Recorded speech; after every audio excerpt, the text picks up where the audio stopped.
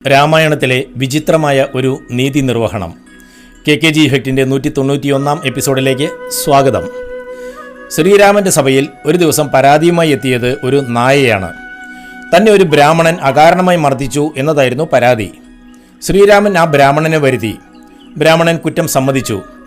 രാമൻ ശിക്ഷ വിധിക്കാൻ ഒരുങ്ങിയപ്പോൾ നായ പറഞ്ഞു, പ്രഭു, അകാരണമായി എന്നെ മുറിവേൽപ്പിച്ച ഇദ്ദേഹത്തിനുള്ള ശിക്ഷ നിർദ്ദേശിക്കാൻ ദയവായി എന്നെ അനുവദിച്ചാലും. ശ്രീരാമൻ അനുമതി നൽകി. നായ പറഞ്ഞു, ഇദ്ദേഹത്തെ ഒരു വലിയ മഠത്തിൻ്റെ അധിപനായി കുലപതിയായി നിയമിക്കണം. എല്ലാവരും അത്ഭുതപ്പെട്ടു. ഇതാണോ ശിക്ഷ? ഇതൊരു വലിയ പദവിയല്ലേ? ഇങ്ങനെ ഒരു ശിക്ഷ നിർദ്ദേശിക്കാൻ എന്താണ് കാരണം? ശ്രീരാമൻ നായയോട് ചോദിച്ചു. നായ പറഞ്ഞു തുടങ്ങി, കഴിഞ്ഞ ജന്മത്തിൽ ഞാനൊരു കുലപതിയായിരുന്നു. ഞാനൊരു ദുഷ്ടനായിരുന്നില്ല, മറിച്ച് വളരെ സത്യസന്ധനും നീതിമാനുമായിരുന്നു. ദൈവഭയത്തോടെ ജീവിച്ചിട്ടും ആ പദവിയിലിരുന്നപ്പോൾ പറ്റിയ ചെറിയ പിഴവുകൾ എന്നെ ഈ ജന്മത്തിൽ ഒരു നായയാക്കി മാറ്റി.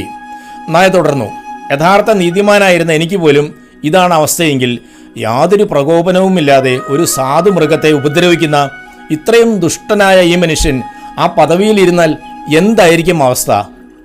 അഹങ്കാരം കൊണ്ട് ഇയാൾ ചെയ്യുന്ന തെറ്റുകൾ ഇയാളെ എത്ര ജന്മം നരകിപ്പിക്കും എന്ന് ആലോചിച്ചു നോക്കൂ.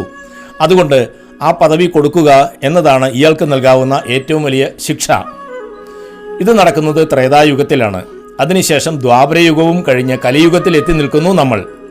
യുഗങ്ങൾ ഓരോന്ന് കഴിയുന്തോറും മനുഷ്യൻ കൂടുതൽ വഷളായിക്കൊണ്ടിരിക്കുന്നു. നീതിമാന്മാർക്ക് പോലും അധികാരത്തിൻ്റെ വഴിയിൽ പിഴവുകൾ സംഭവിക്കാം. അപ്പോൾ ദുഷ്ടന്മാരുടെ കാര്യം പറയണോ?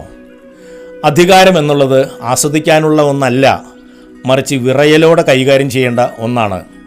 അർഹതയില്ലാത്തവൻ അധികാരത്തിലിരിക്കുന്നത് അയാൾക്ക് തന്നെ ലഭിക്കുന്ന ഏറ്റവും വലിയ ശാപമാണ്.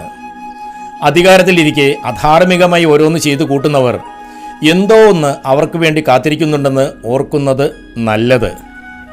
Bye from KKG.